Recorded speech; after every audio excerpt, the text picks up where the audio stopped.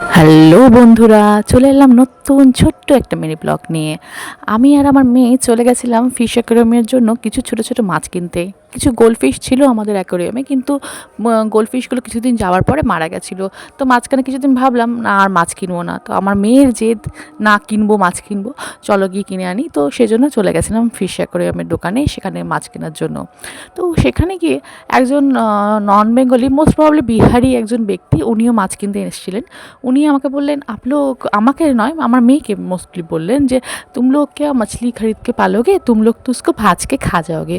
ইয়ার কি ঠাট্টা মেরেই বলেছেন হয়তো, কিন্তু আমি এটা দেখেছি বন্ধুরা, বাইরেও কোথাও যদি যাই সেখানে এই একই কথা শুনি, আপ বাঙালি হো মতলবই তো মাছলি ভাত খাতে হো। কেন ভাই, পৃথিবীর আর কোনো জাতি কি মাছ ভাত খায় না? শুধু বাঙালিরাই মাছ খেয়ে খেয়ে মাছ সব শেষ করে দিচ্ছে।